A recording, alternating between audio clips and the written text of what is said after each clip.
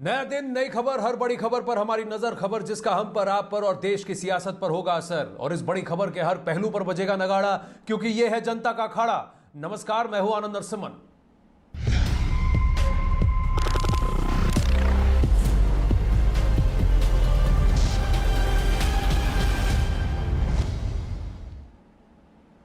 अखाड़ा में आज सबसे पहले कोविड पर खेले जा रहे सियासत पर बीजेपी के अध्यक्ष जेपी नड्डा ने कांग्रेस पार्टी पर निशाना साधते हुए सोनिया गांधी को चिट्ठी लिखी है। जेपी नड्डा ने कांग्रेस के कुछ बड़े नेताओं पर निशाना साधते हुए लिखा है कि महामारी के इस दौर में कांग्रेस के कुछ नेता लोगों की मदद कर रहे हैं, लेकिन पार्टी के कई बड़े नेताओं ने नकारात्मक बातें कर उनके अच्छे काम को बदनाम कर दिया है। नड्डा ने लिखा कि पीएम मोदी के नेतृत्व में देश कोरोना से जंग लड़ रहा है और इस मुश्किल दौर में हमें अपने कोविड वॉरियर्स और राज्यों के सहयोग पर पूरा भरोसा है। नड्डा ने सोनिया से सवाल किया और इस मुसीबत के दौर में आपकी पार्टी के नेताओं का बर्ताव कोरोना वॉरियर्स के हौसलों को कमजोर कर रहा है, ऐसा लिखा। उन्होंने ये भी कहा कि कहीं आपकी पार्टी के नेता कोरोना के खिलाफ लड़ाई कमजोर तो नहीं कर रहे हैं।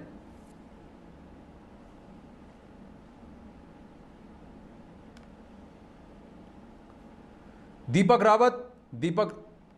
रावत, विक्रांत यादव हमारे साथ जुड़ रहे हैं, अमिताभ सिन्हा भी हमारे साथ जुड़ेंगे। विक्रांत, इस तरह की सियासत जो है वो थोड़ी नकारात्मक है और अब खबरें ये आ रही हैं कि अगर कोवैक्सीन ने अपनी फैसिलिटी को बढ़ाने के लिए परमिशन मांगी थी तो उसको महाराष्ट्र सरकार ने रोक लगाई थी और अब उनको कोर्ट से जाकर इस पर ओके लेने की जरूरत पड़ी है।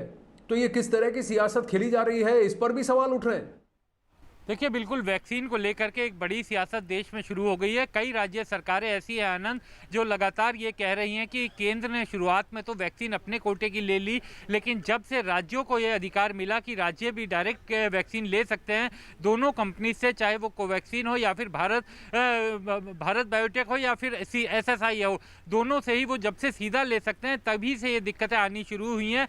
राज्यों को ये कहना है कि जितना वो ऑर्डर दे रहे हैं दोनों कंपनियों को, उतना उन्हें उत्पादन नहीं मिल रहा है। और क्योंकि दोनों कंपनियों का कहना है कि अभी उत्पादन उतना नहीं है, तो इस मामले में केंद्र सरकार के सूत्रों का यह कहना है कि राज्य सरकारों ने जो ऑर्डर दिया है दोनों कंपनियों को, उसे पूरा एक बार में दे पाना इन कंपनियों के लिए भी मुमकिन नहीं है। इसलिए जितना उत्पादन हो रहा है वो कम से कम उतना लेते रहें और अपने यहाँ वैक्सीनेशन को सुचारू रूप से चलाकर उसे जारी रखें, ताकि वैक्सीनेशन की रफ्तार में कोई कमी ना आए। और उसी कारण केंद्र सरकार का यह भी कहना है कि राज्य सरकारें चूंकि वैक्सीन नहीं उठा रही हैं, उसी कारण उनके राज्यों में कई जगह वैक्सीनेशन का काम धीमा पड़ा है। 18 साल से ऊपर का जो बढ़ाने की बात की गई थी उसमें वो रफ्तार नहीं आ पाई है। तो कह सकते हैं कि कहीं ना कहीं वैक्सीनेशन पर राज्य और केंद्र की राजनीति अभी हावी होते हुए दिखाई दे रही है। और जिस तरीके से कोरोना की दूसरी लहर सामने आई है, उसे देखते हुए ये माना जा रहा था कि वैक्सीनेशन पहले से भी ज़्यादा तेज होगा, तेज रफ्तार में होगा, लेकिन कहीं ना कहीं वो पहले से थोड़ा पिछड़ता हुआ दिख रहा है, क्योंकि राज्यों का कहना है कि उन्हें वैक्सीन नहीं मिल रही और केंद्र का कहना है कि कम से कम जितना उन लोगों के पास कोटा आ रहा है, जितना दोनों वैक्सीन कंपनियां दे रही हैं, उनको लेकर के अपनी वैक्सीन की रफ्तार को सुचारू रखा जाए। लेकिन सबसे बड़ी बात यह है, अमिताभ सिन्हा भी हमारे साथ जुड़ रहे हैं। अमिताभ, 90 लाख वैक्सीन की डोसेज जो है वो अभी भी स्टेट्स के पास है। अगर आप हर रोज 20 लाख वैक्सीन भी लगाते हैं तो भी कम से कम अगले 4 दिन के लिए वैक्सीन की खेप जो है वो तो है। तो इन 90 लाख वैक्सीन को क्यों नहीं लगवा रही है सरकारें, राज्य सरकारें? और दूसरी बात याद रखें, जब ये वैक्सीन आई थी सबसे पहले कोवैक्सीन पर डाउट क्रिएट करने वाले वही राज्य थे जो कांग्रेस शासित हैं। अब यह खबर आ रही है कि भारत बायोटेक ने इंटरवेट नाम की एक कंपनी थी, एक वैक्सीन कंपनी थी जो बंद हो रही थी महाराष्ट्र के पुणे में, जो उन्होंने कहा कि हम ये फैसिलिटी आपसे ले लेते हैं, हमको वैक्सीन का उत्पादन करना है कोवैक्सीन का, और इसको महाराष्ट्र सरकार ने ही ब्लॉक किया था। इनको अब बॉम्बे हाईकोर्ट जाकर इसकी परमिशन लेनी पड़ी है और बॉम्बे हाईकोर्ट ने अब इनको इजाजत दी है कि चाहिए आप वैक्सीन बनाइए। तो एक तरफ ये सरकारें हैं कहती हैं कि वैक्सीन नहीं है, और दूसरी तरफ जब ये वैक्सीन उत्पादक परमिशन मांग रहे तो उनको परमिशन भी नहीं दे रही। तो ये किस तरह की सियासत हो रही है? यही सियासत है जो चिंता में डाल रही है और यही सियासत है जो कोरोना के खिलाफ जंग को कमजोर कर रही है आनंद। और सबसे बड़ी बात यह है कि प्रधानमंत्री ने खुद अपील की है और साथ ही साथ दोनों कंपनियों, भारत बायोटेक हो चाहे आदर पूनावाला हो, ये दोनों ने अपील की है और दोनों ने ऐलान किया है और प्रेस रिलीज तक जारी की थी कि वो मदद करने को तैयार हैं, उनके पास दवाइयाँ तैयार हैं। राज्य सरकारें आगे बढ़ें, दवाइयों का अपना अपना कोटा उठाएं जो सेंटर ने उनको अलॉट की हुई हैं। अगर फिर भी अगर राज्य उठाने में कोताही बरत रहे हैं तो ये मुश्किल की बात है। केरल को क्यों नहीं मुश्किल हो रही है, बाकी कई राज्य हैं उनको क्यों नहीं मुश्किल हो रही है? अगर कुछ राज्यों को मुश्किल हो रही है, कांग्रेस शासित राज्यों को, तो ये जाहिर तौर पर इसीलिए बार बार सरकार ये कह रही है कि कहीं ना कहीं ये सियासत चल रही है इस कोरोना के खिलाफ लड़ाई को अंडरमाइन करने के लिए और इन कोरोना वॉरियर्स का मोरल डाउन करने के लिए। नहीं, और इधर यहां देखिए जेपी नड्डा की ने जो चिट्ठी लिखी है सोनिया गांधी को, उस पर जवाब देते हुए कांग्रेस नेता राशिद अलवी पूछ रहे हैं कि अगर देश में वैक्सीन की कमी नहीं है तो लोग क्यों मर रहे हैं? भारतीय जनता पार्टी के अध्यक्ष नड्डा साहब की चिट्ठी मैंने पढ़ी। कांग्रेस से बहुत शिकायतें हैं। शिकवा बेजा भी करे कोई तो लाजिम है शऊर। नड्डा साहब, क्या गंगा और यमुना के पानी में लाशें नहीं बह रही हैं? क्या वैक्सीन की बेपनाह देश के अंदर कमी नहीं हो रही है? क्या पूरे देश के अंदर ऑक्सीजन की कमी नहीं है? लोग बगैर ऑक्सीजन के नहीं मारे जा रहे? क्या अस्पतालों के अंदर बेड्स अवेलेबल हैं? हाहाकार मचा है। और आप कह रहे हैं कि कांग्रेस पार्टी देश को मिसगाइड कर रही है। दीपक रावत हमारे साथ जुड़ रहे हैं। दीपक, सबसे बड़ी बात यह है कि कांग्रेस के नेता जो पहले थे, भूपेश बाघेल से लेकर उनके टीएस सिंह देव छत्तीसगढ़ के, पंजाब के कैप्टन अमरिंदर सिंह और खुद महाराष्ट्र में कांग्रेस के लीडर्स जिन्होंने कोवैक्सीन पर डाउट्स क्यों जनरेट किए, और सबसे बड़ी बात इन राज्यों में 45 के ऊपर की उम्र के लोगों का वैक्सीनेशन रेट कितना है, इतना खराब क्यों है? नेशनल एवरेज से कम है महाराष्ट्र में, पंजाब भी कहीं आगे नहीं है, और इन्हीं राज्यों ने मिलकर नेशनल एवरेज को भी नीचे किया है। 45 की उम्र से ऊपर जितने भी लोग थे जो सबसे ज्यादा वल्नरेबल थे, उनके मन में कोवैक्सीन के खिलाफ डाउट जो पैदा हुआ था वो ज्यादातर कांग्रेस के नेताओं की डाउट रेज करने की वजह से हुआ था एफिकेसी पर। और इन्हीं राज्यों ने कहा था कि इनके पास जो कोवैक्सीन की खेप है उसका हम इस्तेमाल नहीं करेंगे, और ये सारे राज्य हैं जिनका वैक्सीन वेस्टेज का दर जो है नेशनल रेट से ऊपर है। जी आनंद, लेकिन फिलहाल स्थिति ये है कि कई राज्य ऐसे भी हैं जो साफ तौर पर ये कह रहे हैं कि डोजेज वो लगाने के लिए तैयार हैं, लेकिन उनको मिले तो सही। सिर्फ दिल्ली की अगर मैं बात करूं तो दिल्ली के मुख्यमंत्री अरविंद केजरीवाल ने अभी थोड़ी देर पहले एक प्रेस कॉन्फ्रेंस कर कहा कि केंद्र सरकार को ये सुझाव देना चाहिए या उनको ये करना चाहिए कि जो 2 कंपनियां अब तक वैक्सीन बना रही हैं वो 6 से 7 करोड़ वैक्सीन ही बना पा रही हैं। ऐसे में सब स्टेट के पास एक पर्याप्त मात्रा में वैक्सीन कैसे पहुंचेगी? दिल्ली की अगर बात करें तो उनका ये कहना था कि हम चाहते हैं कि करीबन 3 लाख डोजेस रोज लगे, जिससे कि 3 महीने में पूरी दिल्ली को ये जो डोजेस हैं वो लग जाएंगी, वैक्सीन लग जाएगी। लेकिन अभी क्या हो रहा है कि 1 या सवा लाख डोजेस ही एक दिन में वो लगा पा रहे हैं। स्थिति ये है कि दिल्ली में अगले 1 से 2 दिन तक की ही वैक्सीन डोजेस बची हुई हैं। उसके बाद आगे क्या होगा ये उनको भी नहीं पता, क्योंकि अभी तक जो उन्होंने डिमांड करी थी दोनों कंपनियों से वो सप्लाई अभी तक नहीं हो पाई है और आगे के लिए भी नहीं बताया गया है। तो साफ मैं आपसे सीधा सवाल पूछता हूं दीपक, एक सवाल जानने की जरूरत है। ये वही अरविंद केजरीवाल है दीपक, ये वही अरविंद केजरीवाल है जिन्होंने सबसे आगे डंके की चोट पर आकर कहा कि आप वैक्सीनेशन सबके लिए खोल दीजिए। मैं आपसे बार बार दरख्वास्त कर रहा हूं वैक्सीनेशन सबके लिए खोल दीजिए, लेकिन अमिताभ एक बात बताइए, एक रेस्टोरेंट क्या जब तक आपका किचन तैयार नहीं होता, जब तक आपकी सामग्री नहीं होती, जब तक आपका खाना तैयार नहीं होता, तब तक क्या वो गेट खोल के कहता कि आइए बैठिए खाना खाइए? ये सिंपल सी बात है। सारे राज्यों ने कहा कि हम खुद सप्लाई देख लेंगे। सभी राज्यों ने पहले यह कहा कि सेंटर क्यों कंट्रोल कर रहा है वैक्सीन का डिस्ट्रीब्यूशन, हम खुद कर लेंगे। ये वही राज्य हैं जिन्होंने वैक्सीन मैन्युफैक्चरर्स को कहा हम 1000 रुपए पर डोज देने को तैयार है, आप सीधा वैक्सीन हमें बेचिए। और आज ये कह रहे हैं कि वैक्सीन नहीं है, वैक्सीन नहीं है। इन्होंने उस वक्त नहीं सोचा कि हमें पहले वैक्सीन का एक स्टॉक लगाना पड़ेगा, हमें खुद पूछना पड़ेगा इन वैक्सीन मैन्युफैक्चरर से कि आप हमें कब दे सकते हैं खेप। इन लोगों ने पूछा ये सब, आज बड़े आराम से कह रहे हैं कि हमारे पास वैक्सीन नहीं है। पर आपने फिर क्यों जल्दबाजी की, आपने क्यों प्रेशर डाला, आपने क्यों ये कहा कि नहीं हम तो आज से सबको वैक्सीन लगाना चाहते हैं, जब आपने कभी ये नहीं सोचा कि भाई हमारा बैकएंड लॉजिस्टिक्स कैसे हम प्लान करेंगे, हमारे देश में ये वैक्सीन मैन्युफैक्चरर्स इतना वैक्सीन प्रोड्यूस कर सकते हैं कि नहीं। सरकार ने कभी ये नहीं कहा कि हमारे पास स्टॉक है, सरकार के पास कितना स्टॉक है सबको पता था। 4 करोड़ वैक्सीन का स्टॉक है सरकार बता रही है, 90 लाख की खेप आज सभी राज्यों के पास है सरकार बता रही है। तो क्या राज्य सरकार नहीं सोच रहे थे कि ये बाकी डोसेज आएंगे कहां से अगर हम सबके लिए खोल देंगे? और खासकर 45 से ऊपर के जितने भी लोग हैं उनकी तो वैक्सीनेशन अभी तक कंप्लीट नहीं की है। राज्य सरकारें ये बताएं कि आपने 45 वर्ष के ऊपर के जो लोग हैं जिनको 1-2 डोसेस लगाने हैं वो आज भी हमारे देश में पूरे क्यों नहीं है? आज भी 3 करोड़ लोग ही हैं, 3-3.5 करोड़ लोग ही हैं जिनको 2 डोसेस लगी हैं। क्यों?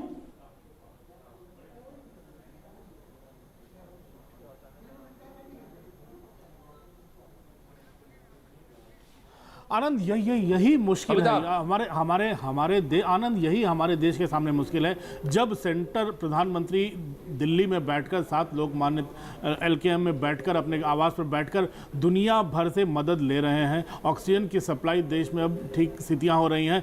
पैंडेमिक की स्थिति जिसे हम कहते हैं हर रिसोर्स को सिर्फ और सिर्फ इस पैंडेमिक से भिड़ने के लिए प्रधानमंत्री लग गए हैं और एक एक अपने मंत्रियों से बात कर रहे हैं। एयरफोर्स, इंडियन आर्मी, सारे सब कुछ लग गया। और भारत में अगर दवाइयां सुचारू रूप से आने लगी हैं, अब ऑक्सीजन की सप्लाई अब नॉर्मल होने लगी है, तो अब माना सब जानते हैं स्थितियां बहुत खराब हो गई थी, स्थितियां बहुत हाथ से निकल गई थी, लेकिन यह भी तो कहना है कि 70 साल में हमारे देश का मेडिकल इंफ्रास्ट्रक्चर जितना तैयार हुआ था उस स्थिति से निपटना किसी भी सरकार के लिए आसान नहीं होता। सरकार यहां कोई भी होती उसके लिए आसान नहीं होता इतनी बड़ी विकट स्थिति से सुधरना, निकल पाना आनंद। लेकिन फिर भी कोशिश बहुत तेजी से हुई है। सारे रिसोर्स को मोबिलाइज कर दिया गया है। प्रधानमंत्री खुद अकेले बैठकर उन तमाम लोगों से चर्चा कर रहे हैं जो इस चीज में इन्वॉल्व हैं, उन तमाम मंत्रालयों को इसमें जुटा दिया है। तो पूरी तरह से पैंडेमिक के एक्ट लगाकर, पैंडेमिक के रूल्स लगाकर इसको जूझने की कोशिश हो रही है। लेकिन अब जब स्थितियां सुधारने की बारी आई है तो अब दवा की कमी की बात करना और वैक्सीनेशन कमी की बात करना ये समझ से परे है और ये लड़ाई को कमजोर करता है। जाहिर तौर पर अब जितनी 2 कंपनियां बना रही हैं इस दवा को, DRDO अपनी दवा लेकर सामने आ रहा है, उसकी दवा लेकर, तो धीरे धीरे चीजों को अब नॉर्मलाइज करने की कोशिश हो रही है आनंद। अब तमाम राज्य सरकारों को प्रधानमंत्री ने, हम यह भी नहीं कर सकते आनंद कि प्रधानमंत्री ने किसी मुख्यमंत्री से चर्चा नहीं की। बहुत ही कॉर्डियल एटमॉस्फेयर ने कम से कम आधा दर्जन से अधिक मौके पर प्रधानमंत्री ने सीधे मुख्यमंत्रियों से बात की है। अमिताभ एक बात बताइए, मैं देखिए, मैं किसी को ये नहीं कह रहा हूं कि किसी की भी अकाउंटेबिलिटी कम है, पर अगर सब कुछ सारा काम पीएमओ और प्रधानमंत्री नरेंद्र मोदी को करना है तो ये राज्य सरकारें किस लिए हैं? आप तो देश के फेडरल स्ट्रक्चर, एक तरफ आप देश के फेडरल स्ट्रक्चर की बात करते हैं, कहते हैं राज्य सरकारों को एम्पावर कीजिए, सेंटर की तानाशाही नहीं होनी चाहिए, सब कुछ सेंट्रलाइज नहीं होना चाहिए। दूसरी तरफ आप ये कह रहे हैं कि नहीं, आप प्लीज सारे फैसले आप ही लीजिए, आप सब कुछ कीजिए, आप ऑक्सीजन टैंकर लाइए, आप ऑक्सीजन सप्लाई इंश्योर कीजिए, आप वैक्सीन की खेप मंगाइए। एक तरफ आप कहते हैं कि हमें करने दीजिए, दूसरी तरफ आप कहते हैं आप कीजिए। ये तो नहीं हो सकता ना। और 2 चीजें अलग है, एक कोविड के साथ और कोविड को कैसे काउंटर करना है, ग्राउंड पर जो सिचुएशन है मेडिकल इंफ्रास्ट्रक्चर की, वो अलग है। दूसरी बात वैक्सीन की है। कभी एक दिन मुझे बताइए कि वैक्सीन की खेप हमारे पास कितनी है, सेंटर के पास कितनी सप्लाई है, और सेंटर 45 से ऊपर के वर्ग के जितने लोग हैं उनके लिए तो सेंटर कर रहा है। स्टेट्स ने कहा 18 से 44 आप खोल दीजिए, हम कर लेंगे। तब स्टेट्स ने यह प्लान नहीं किया।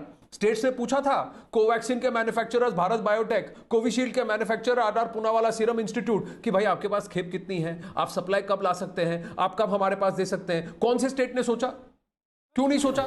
आनंद, इससे 2 बातें हैं। अब आप कह रहे हैं वैक्सीन नहीं है। जब आपने अनाउंस किया तब आपने क्या किया था? तब आपने नहीं सोचा। वो प्लानिंग की जिम्मेदारी आपकी नहीं है आनंद। यही ऐलान तो प्रधानमंत्री ने किया था कि 18 से ऊपर के लोगों को मिलेगा। वो भी मुख्यमंत्रियों से बैठक करने के बाद लिया था। तमाम राज्यों के मुख्यमंत्री जो कोविड से हिट हैं वो वहां के मुख्यमंत्री मौजूद थे, इसमें कांग्रेस शासित राज्य भी थे। लेकिन उस दिन मुख्यमंत्रियों का अगर उनके पास इंफ्रास्ट्रक्चर नहीं था, उनके पास तैयारी नहीं थी, तो उस दिन भी मुख्यमंत्री प्रधानमंत्री को कह सकते थे। प्रधानमंत्री खुद भी कम से कम 1 दर्जन मुख्यमंत्रियों से और 2-3 लेफ्टिनेंट गवर्नरों से बात कर चुके यूनियन टेरिटरीज के। अगर मुश्किलें होती तो वो कह सकते थे। उसके बाद भी तमाम राज्यों को कितना एलोकेशन हो रहा है, कितनी दवाइयां आ रही हैं, हर रोज शाम को केंद्र सरकार उसके आंकड़े भी देती है। ऐसा कुछ नहीं है, सब कुछ पारदर्शी तरीके से चल रहा है। राज्य सरकारों से बातचीत की प्रक्रिया भी जारी है। हेल्थ एंड स्वास्थ्य मंत्रालय के में एक कोऑर्डिनेशन सेल भी बना हुआ है जो विदेश आई मदद को किस राज्य में कितना देना है इसके बारे में बात कर रहा है ये कोऑर्डिनेशन सेल। तो आनंद, चीजें एक कोऑपरेटिव फेडरलिज्म की बात मानकर केंद्र सरकार आगे बढ़ रही है, जैसी राज्यों की मांग थी। अब राज्यों की भी जिम्मेवारी है कि वो कैसे आगे बढ़े। अभी नवीन पटनायक ने भी अभी आपने देखा होगा, उन्होंने विदेशों से बड़ी दवा की खेप मंगवाने का अपने व्यक्तिगत स्तर पर ऐलान कर दिया है। और नीतीश कुमार भी कुछ इस तरह की बातें कर रहे हैं कि दूसरे राज्यों से भी मदद मंगाई जा सके। अरे तो सारे अपने अपने टेंडर सारे देखिए मैं दर्शकों को एक बात बताना चाहता हूं। अमिताभ, जो आप कह रहे हैं और विक्रांत भी हमारे साथ हैं, मैं जरा अरविंद केजरीवाल क्या कह रहे हैं बताना, वो भी आपको सुनाएंगे। लेकिन सीधी बात है, 45 वर्ष के ऊपर के जितने भी वर्ग, जितने भी लोग हैं, उनके लिए वैक्सीनेशन की जिम्मेदारी सेंटर ने ली है। और सेंटर की तरफ से आज 90 लाख डोसेस की खेप जो है सारे राज्यों के साथ है। अगले 4-5 दिन के लिए वो इसको यूज कर सकते हैं। 45 से ऊपर के वर्ग के लिए उनकी वैक्सीनेशन क्यों रोकी हुई है? 18 से 44 की जिम्मेदारी स्टेट्स की है। और अगर वैक्सीन मैन्युफैक्चरर्स के पास इसकी खेप नहीं है, उसके लिए आप सेंटर को दोषी नहीं ठहरा सकते। वो वैक्सीन मैन्युफैक्चरर से पूछे कि उनकी खेप क्यों नहीं अभी तक तैयार है और वो कितना टाइम लगाने वाले हैं प्रोडक्शन लाइंस में। और यही राज्य सरकारें हैं जो उनकी प्रोडक्शन फैसिलिटीज को इंप्रूव करने के लिए ब्लॉक भी कर रही हैं। तो अरविंद केजरीवाल महाराष्ट्र सरकार से सवाल पूछा कि भारत बायोटेक को क्यों ब्लॉक किया था, उनको कोर्ट क्यों जाना पड़ा था परमिशन के लिए। अरविंद केजरीवाल ये बताएं कि जब उन्होंने अनाउंस करवाया और ये प्रेशर लगाया, तब इन्होंने ये नहीं सोचा कि 18 से 44 में अगर मेरा बेस 2 करोड़ का है या 3 करोड़ का है तो इतने लोगों के डोसेज, इतने डोसेज मैं लाऊंगा कहां से। यह जिम्मेदारी क्या एक मुख्यमंत्री की नहीं है, क्योंकि 45 से ऊपर की जिम्मेदारी सेंटर ने ली है। 45 से नीचे की जो जिम्मेदारी है वो स्टेट की है। आइए सुनते हैं अरविंद केजरीवाल क्या कहते हैं। दिल्ली में वैक्सीनेशन पूरे जोर शोर से चालू हो गया है।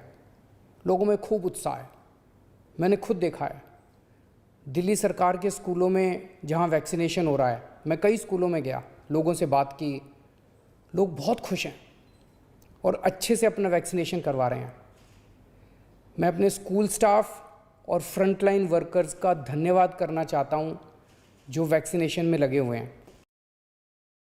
दिल्ली के लिए 1 करोड़ 34 लाख वैक्सीन की जरूरत है। युवाओं के लिए 18 से 44 साल की उम्र के लोगों के लिए हमें 1 करोड़ 34 लाख वैक्सीन की जरूरत है। ये हमने ऑर्डर किया इनको। इस ऑर्डर के बाद केंद्र सरकार की तरफ से चिट्ठी आई दिल्ली सरकार को। वैक्सीन कंपनियों ने तब तक जवाब नहीं दिया। केंद्र सरकार की तरफ से चिट्ठी आई कि दिल्ली को 92,840 कोवैक्सीन और 2,67,690 कोविशील्ड ही मिल सकेंगे। ये जो भारतीय जनता पार्टी झूठ बोल रही है कि दिल्ली सरकार ने 5.5 लाख वैक्सीन का ही ऑर्डर किया, दिल्ली सरकार ने 1 करोड़ 34 लाख वैक्सीन का ऑर्डर किया था। दिल्ली सरकार ने जो ऑर्डर किया वो सेंटर को नहीं ऑर्डर दिया है, वो वैक्सीन मैन्युफैक्चरर्स को ऑर्डर दिया है। विक्रांत, ये डिफरेंशिएशन है। 45 साल के ऊपर की जो अगर जिनको वैक्सीनेशन देनी है उसकी खेप अगर सेंटर नहीं दे रही तो आप पूछिए। लेकिन अगर आप 45 साल से नीचे के लोगों के लिए आप ऑर्डर कर रहे हैं तो वो तो आपको सीधा मैन्युफैक्चरर से प्रोक्योर करना है। सेंटर को क्या दोष देकर क्या फायदा?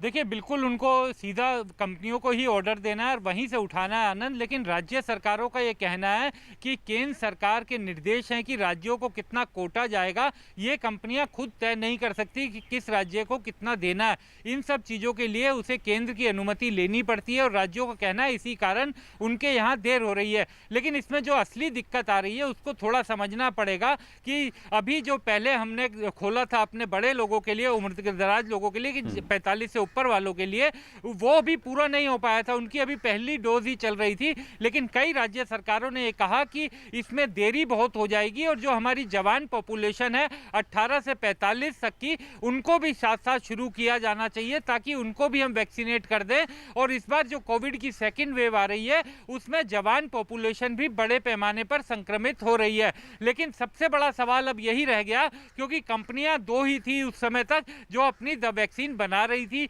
उनकी डेली कैपेसिटी भी पता थी कि कितनी बन पा रही है, उसको बढ़ाने का इंतजाम किया जा रहा है, तेज भी किया गया है, लेकिन कितना बढ़ेगा, क्योंकि जैसे ही वो पॉपुलेशन का ब्रैकेट हटाया गया, 18 से 45 किया गया, राज्य सरकारों ने भी अपने ऑर्डर दिए और साथ साथ जो प्राइवेट हॉस्पिटल से जो बड़े प्लेयर्स थे उन्होंने भी अपने ऑर्डर दिए, क्योंकि उनको वो महंगा मिल रहा था। एक ये भी आरोप राज्य सरकारों का है कि जो प्राइवेट प्लेयर्स हैं उनको पहले दे दिया गया क्योंकि उनकी रेट ज्यादा थी, तो इस तरीके की दिक्कत आई। सबसे बड़ी समस्या ये हुआ कि राज्य सरकारों की मांग पर 18 से 45 खुला जरूर, लेकिन कंपनी के पास उतना उत्पादन नहीं था और अब राज्य सरकारें केंद्र से झगड़ रही हैं। केंद्र कह रहा है कि आपको कंपनियों के साथ बातचीत करके जितना कोटा मिल रहा है, का अगर आपने 100 वैक्सीन का ऑर्डर दिया है और कंपनी ये कहती है कि अभी 20 तैयार है, तो वो 20 आप उठाइए और वैक्सीनेशन करवाते रहिए। अगर आप राज्य सरकारें इस इंतजार में रहेंगी कि हमने जितना ऑर्डर दिया है वो पूरा जब तक नहीं मिलेगा हम नहीं उठाएंगे, तो बहुत दिक्कत होगी। अगर आपने 1 लाख डोज का मानिए ऑर्डर दिया है, अगर 20,000 भी तैयार है तो उतनी उठा करके अपना वैक्सीनेशन करवाते रहिए, ये सुझाव भी दिया जा रहा है। तो देख इस मसले पर, लेकिन ये बात सही है कि अब राजनीति हावी होती जा रही है। तमाम राज्य सरकारें सीधे तौर पर इसका ठीकरा केंद्र पर फोड़ना चाह रही हैं। उनका ये कहना है कि वैक्सीन नहीं मिल पाने के कारण ही वैक्सीनेशन की रफ्तार धीमी हुई है। बिल्कुल, आपने बहुत सही समझाया।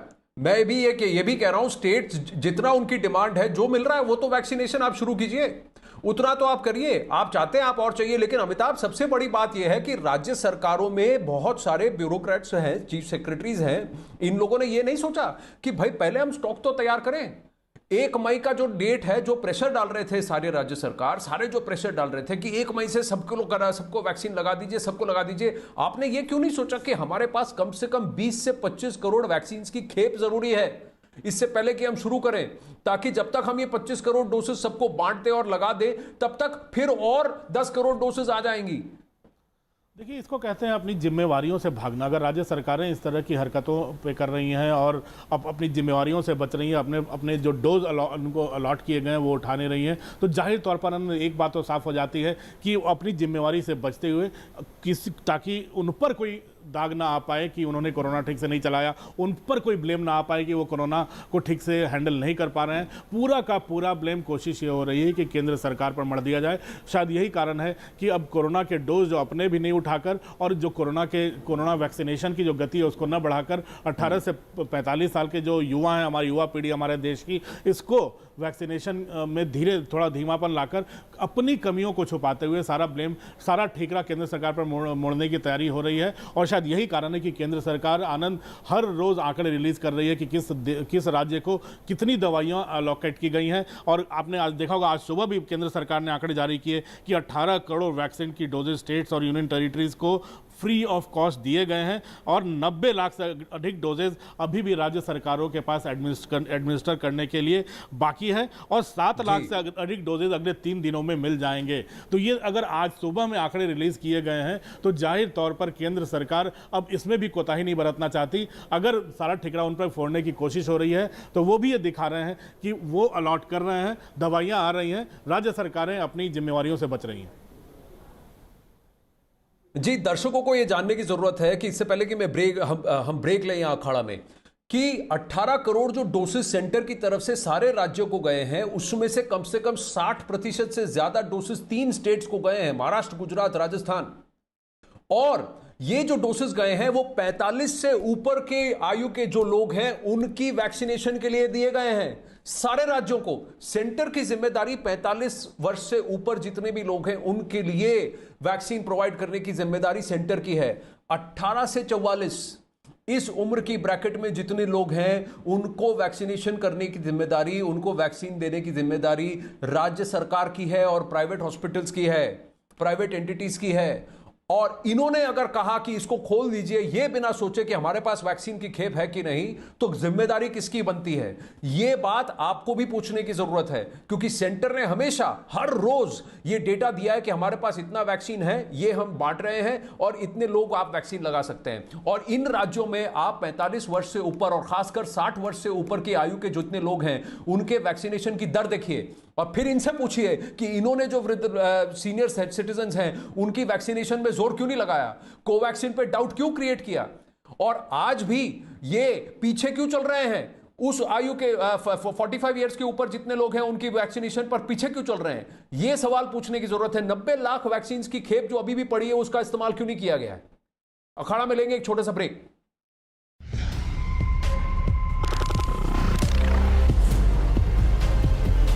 फिर से स्वागत है। पूरी दुनिया में कोहराम मचाने वाले इस वायरस का चीनी कनेक्शन किसी से नहीं छुपा, लेकिन फिर भी हम इसे वुहान वायरस या चाइना वायरस नहीं कहते।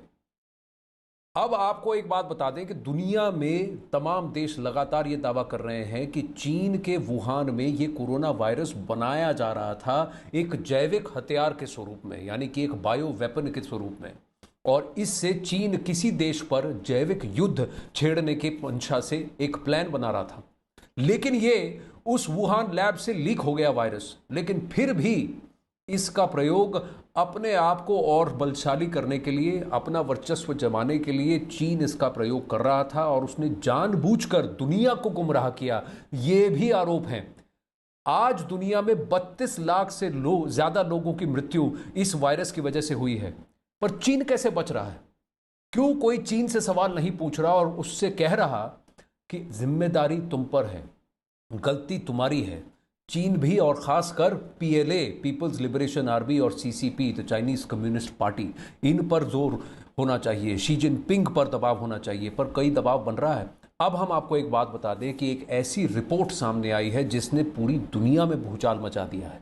ऑस्ट्रेलिया के अखबार दी ऑस्ट्रेलियन ने कहा है कि अमेरिकी विदेश विभाग के पास कुछ ऐसे सबूत लगे हैं जिनसे यह साफ हो गया है कि चीनी फौज पिछले 5 साल से किसी खतरनाक जैविक हथियार की तैयारी में जुटी थी। 2015 की यह बात है और उस मीटिंग के मिनट्स उनके हाथ लगे हैं कि वहां क्या डिस्कस किया गया था। अखबार के मुताबिक चीन की सेना के कमांडर दिसंबर 2019 में कोरोना वायरस के आने से 5 साल पहले ही ऐसे जैविक हथियार पर चर्चा कर रहे थे। रिपोर्ट के मुताबिक चीनी वैज्ञानिकों ने 2015 में ही सार्स कोरोना वायरस पर चर्चा की और यह भी कहा कि इसका प्रयोग किया जा सकता है एक नए जमाने के जैविक हथियार को तैयार करने में। अब पीएलए के दस्तावेजों में इस बात की चर्चा है कि एक जैविक हमले से दुश्मन के स्वास्थ्य व्यवस्था को कैसे तबाह किया जा सकता है, पूरे देश को घुटनों पर लाया जा सकता है, उसकी अर्थव्यवस्था को चरमरा दिया जा सकता है, पूरी तरह से ध्वस्त कर दिया जा सकता है। अब रिपोर्ट में यह भी कहा गया है कि 2003 में जिस सार्स का चीन पर अटैक हुआ था, संभवतः वो भी चीन का ही एक जैविक हथियार था। तो bio weapon, bio terrorism, bio warfare ये कर रहा था, ये थी चीन की मंशा। संदीप बोल हमारे साथ हैं और कैप्टन आलोक बंसल, रक्षा विशेषज्ञ भी हमारे साथ हैं। संदीप, सबसे बड़ी बात है कि बहुत सारे ऐसे विसल ब्लोअर्स हैं जो कि हांगकांग और चाइना से भागकर दुनिया भर में मौजूद हैं और वायरोलॉजिस्ट हैं जो कह रहे हैं कि जानबूझकर चीन ने यह किया।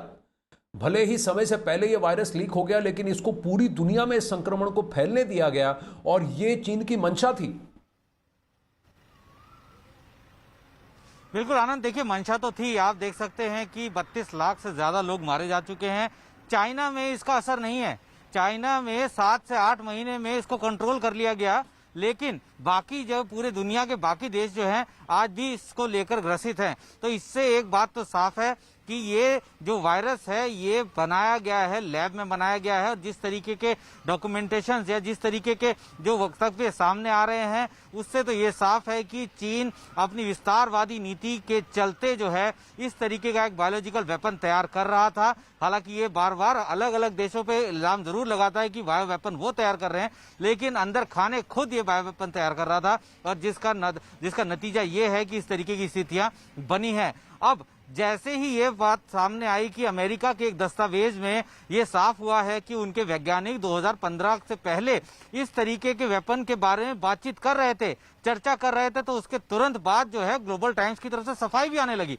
ग्लोबल टाइम्स ये कहता है कि ये जो जानकारी है, जिस रिपोर्ट का हवाला दिया जा रहा है, ये तो पब्लिक डोमेन में पड़ा हुआ है।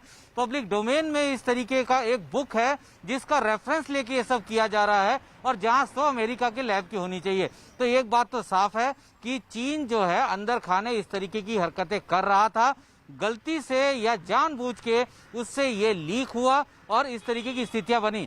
आनंद, आपको याद होगा जब कोरोना शुरू हुआ था तो पूरे दुनिया के देशों का ये दबाव था कि चीन के उस लैब की जांच की जाए, WHO ने जांच की, हालांकि पहले मना कर रहा था चीन की हम जांच नहीं करवाएंगे, लेकिन जब दबाव बना तो जांच की। उस जांच में हालांकि ये जरूर कहा गया कि लैब से नहीं आया, लेकिन वो जांच पूरी नहीं हुई थी। तो ये तो साफ हो गया है कि अब चीन पूरी तरह से चौतरफा घिर रहा है, उसके पास इस वक्त अपने बचाव वो के लिए जांच हुई कुछ कब? भी नहीं है। वो जांच एक साल बाद उस जांच को उन्होंने अलाउ किया था, जांच टीम को। और साथ ही वहां जब गए तो उन सब सारे इंडिविजुअल, सारे टीम मेंबर्स को अलग अलग क्वारंटीन में डाल दिया, उनके लिए इतनी मुश्किलें खड़ी कर दी।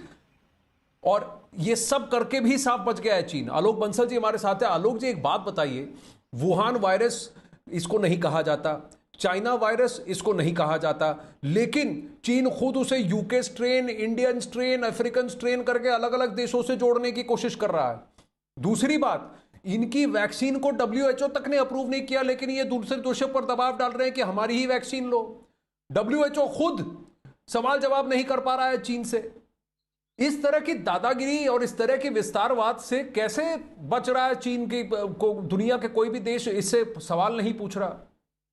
देखिए, राष्ट्रपति ट्रंप तो इसको चीनी वायरस कहते ही थे, और अब जो डॉक्यूमेंट्स आए हैं जो दिखा रहे हैं कि 2015 में ही इन्होंने कोरोना वायरस को एक जैविक हथियार के रूप में प्रयोग करने की इन्होंने के बारे में सोचा था, वो दर्शाता है कि ये कोरोना वायरस पे ही रिसर्च कर रहे थे। और सार्स और ये भी जो कोविड है, ये भी सार्स ग्रुप का ही एक वेरिएंट है वायरस का, तो इसका प्रयोग इन्होंने किया है। हमें ये भी समझना चाहिए कि वुहान इंस्टीट्यूट ऑफ वायरोलॉजी जो है, जो जिसकी कि अभी WHO ने जांच की, वो भी 1 साल बाद क्वारंटाइन में रहने के बाद, उसके जो हेड करते हैं वो PLA के, पीपल्स लिबरेशन आर्मी के 2 सर्विंग मेजर जनरल्स हैं।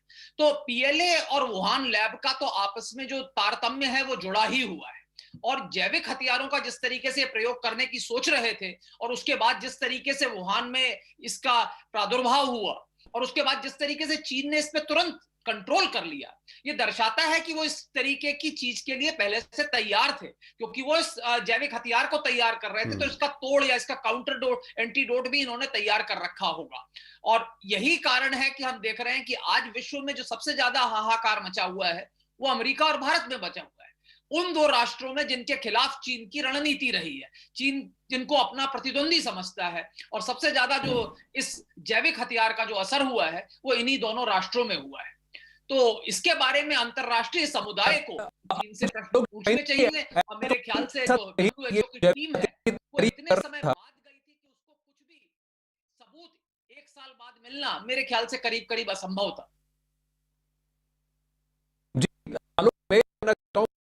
शायद इसका प्लान 2023-2024 का था, लेकिन ये अब लीक हो गया, तो फिर उसने फिर अपने विस्तारवाद के प्लान को थोड़ा सा एडवांस कर दिया। और फिर हमने देखा कि जैसे जैसे ये भारत में आया, संक्रमण फैलने लगा, इसने हमारे दरवाजे खटखटाने शुरू कर दिए और अंदर आक्रमण बोल दिया, घुस गए हमारे बॉर्डर्स पर। लाइन ऑफ एक्चुअल कंट्रोल पर इन्होंने गलवान में कोशिश की, देपसांग में घेर के बैठे हैं, और फिर पैंगोंग त्सो में किया। उनको उम्मीद नहीं थी कि भारत घूमकर जवाब देगा, पलटकर वार करेगा, वरना वो और घुस जाते। तो यानी इनका विस्तारवाद का प्लान भी दिखता है दुनिया को। और इन्होंने साउथ चाइना सी में किया, ताइवान पर आक्रमण किया, आज भी धमकियां दे रहे हैं, बांग्लादेश पर जोर आजमा रहे हैं, कह रहे हैं कि भारत के साथ मत जुड़ो, भारत की वैक्सीन का प्रयोग मत करो। और अपनी वैक्सीन को आज तक इन्होंने WHO से टेस्ट नहीं करवाया, अप्रूव नहीं करवाया, एफिकेसी डेटा नहीं दी, फिर भी ब्राजील से कहा कि वैक्सीन ले लो। तो इस तरह की जो गुंडागर्दी है, ये जो विस्तारवाद है, इसको दुनिया क्यों बर्दाश्त कर रही है? क्यों शी जिनपिंग और CCP को नहीं कहा जा रहा कि आपको इसका खामियाजा भुगतना पड़ेगा, आपको दुनिया से माफी मांगनी पड़ेगी, आपको जितने भी देश हैं उन सब से आपको उनको कंपनसेशन देना पड़ेगा। 32 लाख लोगों की मृत्यु कोई छोटी बात नहीं है। नीतियों से आज विश्व ग्रस्त है। वो ताइवान पे हमला करने की कोशिश कर रहे हैं, बांग्लादेश को अभी कल ही उनके राजदूत ने कहा कि अगर आप क्वाड को ज्वाइन करेंगे तो ये चीन इसे बिल्कुल पसंद नहीं करेगा। उन पे दबाव डाला जा रहा है कि चीनी वैक्सीन को लिया जाए, और चीनी वैक्सीन में से अभी एक को शायद कल जो है WHO ने अप्रूव किया है, पहला। उसके पहले ये कई वैक्सीन को दुनिया भर में फैला रहे हैं। पर मेरे ख्याल से एक सबसे बड़ा कारण, जिस कारण से चीन का उस तरीके से विरोध नहीं हो पा रहा है अभी तक, हालांकि पश्चिमी देशों में इसका विरोध होना शुरू हो गया है, जनमानस के अंदर चीन के प्रति द्वेष है, लोग समझ रहे हैं कि ये चीन के द्वारा फैलाया हुआ वायरस है। लेकिन एक बहुत बड़ा कारण जिसके कारण अधिकतर सरकारें इसका विरोध नहीं कर पा रही हैं, उसका कारण यह है कि जो विकासशील देश हैं, उनमें से अधिकांश सरकारों ने चीन से कर्जा लिया हुआ और ये इसके कर्जे, ये जो इनकी जो डेट ट्रैप है उसमें फंसे हुए हैं और इसलिए वो उसका विरोध नहीं कर पा रहे हैं पूरी तरह से खुलकर। लेकिन मुझे आशा है कि अब आने वाले समय में संयुक्त राष्ट्र संघ और पश्चिमी देश, विशेषकर अमेरिका और यूरोप के राष्ट्र, जैसे जैसे उनके सामने हकीकत आएगी वे सब चीन का विरोध करेंगे। और मेरा ये मानना है कि भारत को अब एक बहुत बड़ी पहल करनी चाहिए हमें इसके खिलाफ, कि हम दुनिया को बताएं कि किस तरीके से चीन ने इस तरीके से हम सबको एक दुष्चक्र के अंदर फंसा दिया है इस जैविक हथियार का प्रयोग करके, जिससे आज दुनिया पूरी तरह से ग्रस्त है, दुनिया की अर्थव्यवस्था चौपट हो गई है और करीब 30 लाख से ज्यादा लोग। सबसे बड़ी बात यह है कि चाहे WHO इसे वुहान वायरस कहे ना कहे, हमें इसे वुहान वायरस कहना चाहिए और कभी, ताकि हम कभी ना भूले कि चीन ने हमारे साथ क्या किया है। चीन ने हमें किस दुर्दशा में डाला है, कितनी तकलीफ में डाला है, कितनी पीड़ा में डाला है। आज भारत में जितनी पीड़ा में डाला है, आज भारत में जितनी मृत्युएं हो रही है इस कोविड-19 की वजह से, ये आया वुहान से है। ये हमें कभी नहीं भूलना है कि ये CCP की उपज है, ये PLA की उपज है, उन्हीं के द्वारा कमीशन लैब से लीक होकर निकला है ये, और ये अमानवीय है और ये मैन मेड है, नेचुरल नहीं है ये। दूसरी बात, अब एक और बात बताएं चीन की दादागिरी और विस्तारवाद पर, कि एक तरफ ये एक और एस्पेक्ट है। आलोक जी, मैं जरा दर्शकों को बताना चाहूंगा कि नेपाल भी इसमें घिर गया। एक तरफ KP शर्मा ओली जो कई सारे कुछ समय से उनकी कठपुतली बने हुए हैं, वो अविश्वास प्रस्ताव हार गए। दूसरी तरफ नेपाल में ही अब चीन ने माउंट एवरेस्ट को 2 हिस्सों में बांटने की चाल चली है और अपनी चाल को सही ठहराने के लिए वो कोरोना के बढ़ते खतरे की दलील दे रहा है। चीन ने कहा है कि नेपाल से आने वाले पर्वतारोहियों को अपने जो माउंटेनियरिंग ग्रुप्स है उनसे घुलने मिलने और बचाने के लिए वो माउंट एवरेस्ट के शिखर पर एक विभाजन रेखा जो है उसको खींचने वाला है। माउंट एवरेस्ट चीन और नेपाल की सीमा पर स्थित है और इस पर दोनों तरफ से पर्वतारोही जो है वो चढ़ाई करते हैं। हालांकि ये अभी साफ नहीं है कि चीन एवरेस्ट पर विभाजन रेखा कैसे खींचेगा, क्योंकि एवरेस्ट के शिखर पर जगह काफी कम है और वहां एक बार सिर्फ 6 लोग ही खड़े हो सकते हैं। चीन ने तिब्बत के पर्वतारोहियों की एक टीम एवरेस्ट की चोटी के लिए भेजी है जो वहां पहुंचकर ये विभाजन रेखा खींचेगी। तो अब आप माउंट एवरेस्ट को भी बॉर्डर करने की कोशिश कर रहे हैं। एक तो आप तिब्बत पर ऑक्यूपाई करके बैठे हैं आलोक जी, और दूसरा अब आप माउंट एवरेस्ट को भी बांटने की बात कर रहे हैं कोरोना का हवाला देकर। इनकी हिमाकत तो देखिए। विस्तारवादी नीतियों के कारण ही पूरा विश्व ग्रस्त है। वो भारत की सीमा पर कब्जा करना चाहते हैं, वो वियतनाम की सीमा पर कब्जा करना चाहते हैं, रूस की सीमा पर कब्जा करना चाहते हैं, मध्य एशियाई राष्ट्रों के साथ तिब्बत के ऊपर मानवाधिकार हनन हो रहा है। हांगकांग के साथ जितनी भी संधियां उन्होंने यूके के साथ की थी सबका उन्होंने खुलेआम उल्लंघन किया है और अब यहां तक कि माउंट एवरेस्ट को बांटने की कोशिश कर रहे हैं। ये जो है CCP के वैचारिक दिवालियेपन को दिखलाता है कि ये एक ऐसी संस्था है जिसका मानवाधिकार, मानव मूल्यों से कुछ लेना देना नहीं है। ये सिर्फ विस्तारवादी नीति जानती है और एक ऐसी नीति जानती है जिसे माओ ने प्रोपाउंड किया था कि शक्ति जो है बंदूक की नली से निकलती है। तो ये वो बंदूक की नली से जो निकलने वाली शक्ति है उसी का प्रदर्शन कर रहे हैं और अपनी जो सीमाएं हैं उनका विस्तार करने की कोशिश कर रहे हैं। प्रधानमंत्री मोदी ने साफ कहा था जब लद्दाख गए थे, अब विस्तारवादी शक्तियों का जमाना खत्म हो चुका है, विस्तारवादी नीतियों का जमाना खत्म हो चुका है। मेरे को लगता है कि चीन को अब ये समझना चाहिए कि अब वो 19वीं या 20वीं शताब्दी में नहीं है बल्कि 21वीं शताब्दी में है और यहाँ पे अगर उनको आगे बढ़ना है तो वैश्विक भाईचारे के साथ बढ़ना पड़ेगा। चीन का मिजाज CCP के अंतर्गत CCP और संदीप बोल कि ये लातों के भूत है, बातों से नहीं मानते, पर इनको लात कौन मारेगा, इनको ठोकर कौन मारेगा, इनको करारा तमाचा कौन मारेगा, इनको ये कौन कहेगा कि आप अपनी जगह रहिए। क्या दुनिया खड़े होकर ये कहेगी कि तिब्बत पर और माउंट एवरेस्ट पर रेखा खींचने का हक चीन को नहीं है क्योंकि वो ऑक्यूपाइड टेरिटरी है, वो चीन की सरजमीन नहीं है, तिब्बत की है। और ये फैसला तिब्बत और तिब्बतियों और नेपालियों के बीच होना चाहिए। देखिए आनंद, जिस तरीके से चीन लगातार जो है अपने आप को मजबूत कर रहा है भारत के उन सब पड़ोसी देशों में, वो जो है वाकई चिंता वाली बात है और उसी का नतीजा ये है कि नेपाल को उसने इस हद तक अपने कब्जे में कर लिया है कि अब वो अपनी मर्जी कुछ भी चलाता है। लेकिन अब एक चीज बहुत अच्छी सामने भी आई है कि जैसे ही ऑस्ट्रेलिया ने चीन के जो भी विस्तारवादी नीति पर अपना जो मुखर होकर बोलना शुरू किया, पहले क्वाड का हिस्सा बना, उसके बाद जो उसका BRI का प्रोजेक्ट है उस प्रोजेक्ट को रद्द किया, उसके बाद अब बायलैटरल ट्रेड भी जो है ऑलमोस्ट खत्म होने की कगार पे, उसके बाद इस तरीके का एक जो डॉक्यूमेंटेशन है कोरोना वायरस को लेकर उसके बारे में खुलासा किया।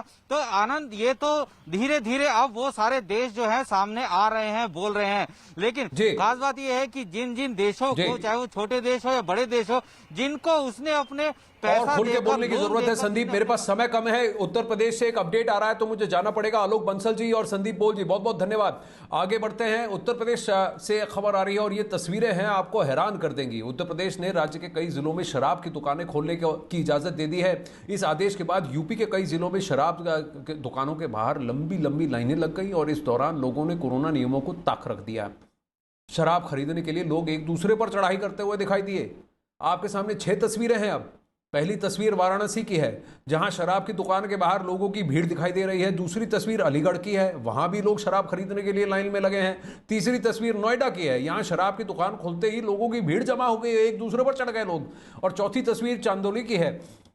5वीं तस्वीर मेरठ की और 6ठी तस्वीर कानपुर की है। सभी तस्वीरों में एक दृश्य साफ है, कोरोना के सारे नियमों को ताक रख दिया और एक दूसरे पर चढ़ाई करने लगे, क्योंकि हमला बोल दिया है शराब खरीदने के लिए।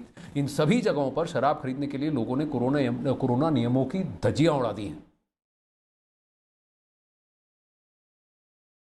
और अब कुछ ऐसी ही तस्वीरें दिल्ली के नजदीक गाजियाबाद से आई हैं। शहर में मौजूद एक शराब की दुकान के बाहर लोगों का हुजूम लगा दिखा। शराब खरीदने के लिए लोग लंबी लंबी लाइन में खड़े हैं, लेकिन शराब खरीदने के चक्कर में लोग कोरोना के नियम को भूल गए। लोग एक दूसरे पर चढ़ाई करते हुए दिखाई दिए और चढ़े हुए दिखाई दिए। देखिए, जिले में प्रशासन ने सुबह 10 बजे से दोपहर 1 बजे तक शराब की दुकानें खोलने की इजाजत दी है।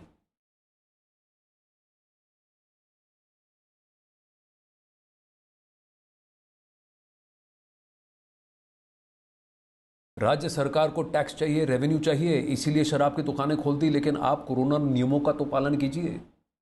अखाड़ा में फिलहाल बस इतना ही। खबरें चलती रहेंगी न्यूज़ 18 इंडिया पर। प्रशांत के साथ बने रहिए।